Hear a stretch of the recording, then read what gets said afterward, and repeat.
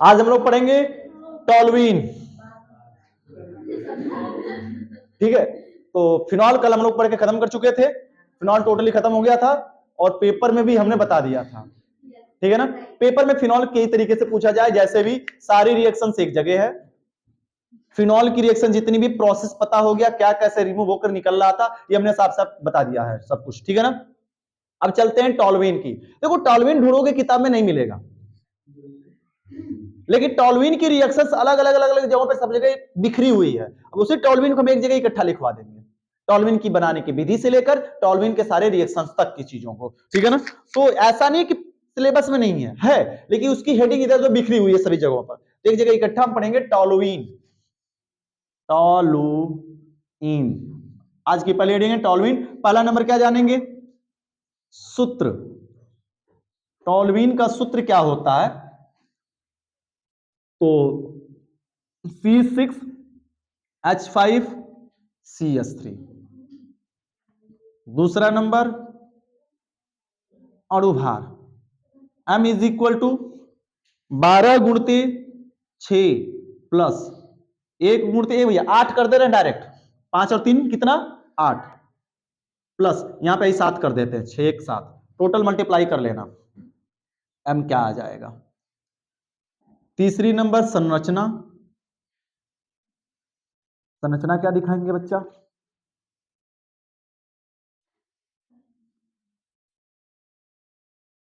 तीनों बना देते हैं ना, तीनों बना दे रहे हैं ताकि हर एक में बनाते आ रहे हैं तो इसमें बना दें, नहीं तो कहोगे कि नहीं बताया बनाया गया।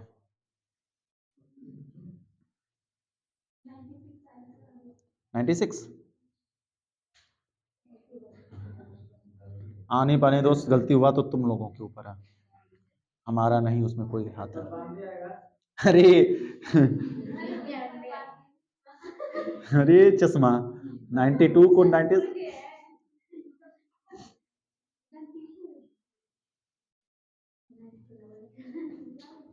बना बना बना।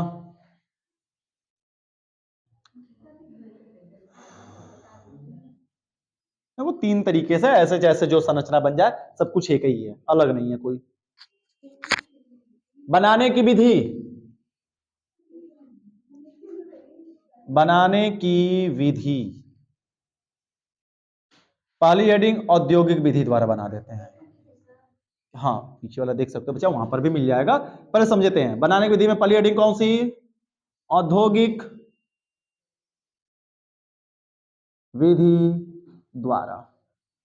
औद्योगिक विधि द्वारा कैसे होता है जी? सुनो, याद करो उसमें हमने बताया था कि पेट्रोल का आसवन कराते हैं तो एनहेक्सेन प्राप्त होता है। केवल एनहेक्सेन ही नहीं प्राप्त होता, कई सारी चीजें प्राप्त होती है उसमें से। तो हमें यहां से मिलेगा पेट्रोल से एनहेप्टेन लेंगे। क्या लेंगे? एनहेप्टेन। तो कहेंगे क्या कि जब हम पेट्रोल का आसवन कराते हैं तो एनहेप्टेन प्राप्त होता है। हेप्टेन में टोटल कितने कार्बन होते हैं? 7 टोटल कार्बन होते हैं। तो हम डायरेक्ट भी लिख सकते हैं हालांकि, लेकिन हम यहां पर पूरी संरचना बनाकर और डायरेक्ट दोनों माध्यम से समझाते हैं। CH3 C C C C C C रहा, 1 2 3 4 5 6 7 है ना टोटल। देखो भैया, एक H 1 2 3 बेंजीन में है ना औद्योगिक विधि, हमने निकाल निकाल कर उसमें से हाइड्रोजन को बताया बनाया है। सेम वो चीजें हैं। और जिस किसी ने नहीं पढ़ा नहीं देखा है तो पीछे वीडियो अपलोड है, प्लेलिस्ट में से जाकर देख सकता है। ये भैया इसकी क्रिया कराई जाती थी किसकी? Cr2O3 या फिर Al2O3 के प्रेजेंस में 480 डिग्री सेल्सियस से 550 डिग्री सेल्सियस, 550 डिग्री सेल्सियस पर, ये डिग्री सेल्सियस यहां पर रहेगा। ठीक है, कराई जाती है तो क्या बनता है लल्ला? बॉन्ड निकलता है, टूटता है, जुड़ता है। ये CH3 में कोई फर्क नहीं क्योंकि टॉल्यूइन के ऊपर CH3 होता है जी। तो सबसे पहले यहां से निकलेगा एक H, जहां से भी निकालेंगे पहले बॉन्ड को छोड़कर जाएगा, बॉन्ड को छोड़कर जाए तो ये बॉन्ड यहां पे गिरेगा और दूसरा निकलेगा बॉन्ड को लेकर। कंफर्म होता है भैया, तो इस जगह का यह बॉन्ड लेकर निकला क्योंकि इस C पर केवल CH3 रहना चाहिए, H नहीं रहना चाहिए। तो दूसरे वाला क्या करेगा? दूसरे वाला जो H, एक H और एक H निकला H2, ऊपर लिखते चल रहे हैं, एक H2 बना जी। फिर पहला निकलेगा बॉन्ड को छोड़कर, तो बॉन्ड गिरेगा इधर, क्योंकि आगे तो बढ़ेगा नहीं, इधर कमी है तो कमी की तरफ गिरेगा ना। 1 2 3 था, एक गिर गया, 4 बन गया। तो दूसरा निकलेगा बॉन्ड को, अरे क्यों क्यों क्यों क्यों ऐसा क्यों कर रहे हैं हम, गलत मामला ना, अगले वाले पर चला जाएगा। अगले वाले कार्बन का हाइड्रोजन निकलेगा किस रूप में, बॉन्ड को लेकर, तो H प्लस H माइनस, क्या निकला H2। फिर दूसरे वाले का निकलेगा बॉन्ड को क्या करके छोड़ेगा। तो देखो भैया यहाँ पर 1 2 3, एक बॉन्ड की कमी, तो बॉन्ड क्या इधर जाएगा, नहीं, ये बॉन्ड इसी तरफ गिरेगा।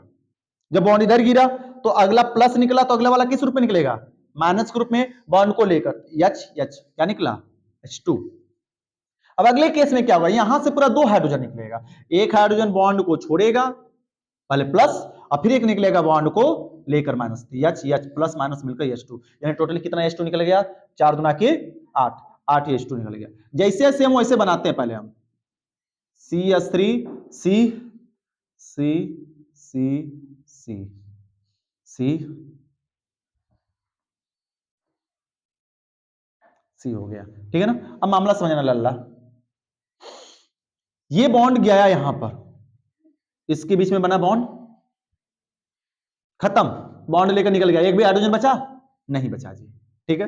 अगले वाले का बॉन्ड छोड़ के जा रहा है, एक हाइड्रोजन बचा है इसके पास, कितना बच रहा है, एक हाइड्रोजन, और ये बॉन्ड गिर रहा है यहां पर, यानी इसके बीच में कार्बन का 4, कार्बन का 4 कंप्लीट। अगले वाले पर आते हैं, अगले वाले से एक H बच रहा है और एक H बॉन्ड को लेकर निकल रहा है, लेकिन दूसरे वाले C से एक ही H दिख रहा है बचा हुआ, और एक H बॉन्ड को छोड़ के गया, तो ये वाला बॉन्ड इसके पास आकर गिर रहा है, यहां पर लगा, ठीक है ना, लग गया।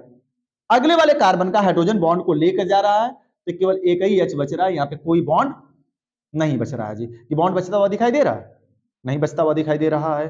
तो अगले वाले कार्बन से मामला क्या हो जाएगा, ये उल्टा हो गया ना, यहाँ पे ये समझ में नहीं आया था हमको उस समय, चलो समझाते हैं। जब ये बॉन्ड लेकर गया तो कमी, हर बार कमी की तरफ मुड़ेगा ना, इधर तो पहले से ही है 4 कंप्लीट, कमी की तरफ से निकालेंगे। ये बॉन्ड निकाला इधर 1 2 3, बॉन्ड की कमी इधर है, तो हम इस वाले हाइड्रोजन को निकालेंगे, यहाँ पे गिरेगा, और एक निकल जाएगा बॉन्ड को क्या करके लेकर, तो H प्लस H माइनस गिर गया यहाँ पर। तो इस कार्बन पर एक हाइड्रोजन बचा, एक हाइड्रोजन, और बॉन्ड गिर रहा है इनके बीच में, लग गया यहाँ पर। देखो इस कार्बन का भी 4 4 4 4 4 सबका कंप्लीट हुआ, बन गया क्या, टोलुइन, टोलुइन बन गया, और क्या निकल गया 4H2। एक पद में याद कैसे करोगे इसको, तो याद करने के लिए CH3 सर जी, CH2 कितनी बार है, 1 2 3 4 5 बार, 5, और CH3, ठीक है। यह है हेप्टेन, इसको क्या कहेंगे हम लोग, एन हेप्टेन, ये भी है एन डैश हेप्टेन, नॉर्मल है इसलिए एन हेप्टेन। प्रेजेंस सेम रहेगा, Cr2O3 और Al2O3 के प्रेजेंस में 480 डिग्री सेल्सियस और टेम्परेचर 550 डिग्री सेल्सियस, ठीक है ना। क्या हो जाएगा, ये बन जाएगा C6H5 और बन जाएगा CH3, और निकल के आ गया भैया हमारा यहाँ पे 4H2O, 4H2, और बन गया टोलुइन। तो परिभाषा सुनो, लिखोगे परिभाषा लिखकर उतारोगे, यानी कि छोड़ दोगे, कहोगे कि सर्वप्रथम पेट्रोलियम का, जब पेट्रोल का आसवन कराते हैं तो एन हेप्टेन प्राप्त होता है, क्या कहेंगे, जब पेट्रोल का आसवन कराते हैं तो एन हेप्टेन प्राप्त होता है। प्राप्त एन हेप्टेन की क्रिया क्रोमियम ऑक्साइड या एल्यूमिना की उपस्थिति में, अगर हाई हट जाता ना तो ये ऑक्सीकरण होता, ऑक्सीकारक रिएजेंट होता, ठीक है ना, लेकिन ऑक्सीकारक रिएजेंट नहीं है, ये Cr2 लगा रहे, कैटलिस्ट है। क्रोमियम ऑक्साइड या एल्यूमिना की उपस्थिति में 480 से 550 डिग्री सेल्सियस ताप पर अभिक्रिया कराते हैं तो टोलुइन प्राप्त हो जाता। मामला क्लियर है, परिभाषा हो जाएगी, तो परिभाषा लिखकर रिएक्शन लिखो, हम थोड़ा सा, लेकिन ना प्रयोगशाला विधि द्वारा, दूसरी विधि है प्रयोगशाला विधि द्वारा,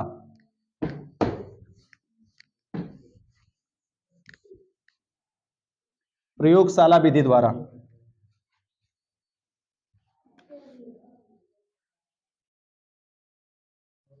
प्रयोगशाला विधि द्वारा कैसे बनेगा भैया, सोडियम टॉलुएट से बनेगा। देखो जी सिंपल सी साधारण सी विधि है, ये रहा सोडियम टॉलुएट, नाम अजीबो अमीर मिलेगा तुम लोगों को, सोडियम टालुएट, यह सोडियम टालुएट की क्रिया कराई जाती है। किसके साथ बच्चा करा दी जाती है सोडियम टालुएट की विक्रिया? सोडा लाइम के साथ। सोडा लाइम का मतलब क्या है? NaOH को केवल सोडा लाइम कहेंगे? क्या NaOH को सोडा लाइम कहते हैं केवल? हमने पीछे कई बार बताया सोडा लाइम कब कहा जाएगा? जब साथ में क्या होगा? CaO। तो सोडा लाइम की उपस्थिति में क्रिया कराते हैं तो कुछ नहीं, ये यहां से हटेगा, H यहां से आकर लगेगा, ये यहां से टोटल भागेगा और H आकर केवल H लगेगा, केवल कौन? H। तो पूरा हर जगह HH हो जाएगा, क्योंकि इस जगह के H हटा था तभी ये बना था। तो सीधा सीधा क्या बन गई? बेंजीन रिंग, और ऊपर क्या लग गया? CH3। देखो जी, CH3 लग गया। तो निकला क्या क्या सर जी? अन्य कितना? 2। C1 2 और 1 3 ऑक्सीजन, O3, Na2CO3, और बन क्या गया? टालुइन। परिभाषा सिंपल सी है, जब सोडियम टालुएट की विक्रिया सोडा लाइम के साथ कराते हैं तो टालुइन प्राप्त हो जाता है। और एक बात बताएं, यह रिएक्शन तीसरा नंबर हमने पीछे कराया है,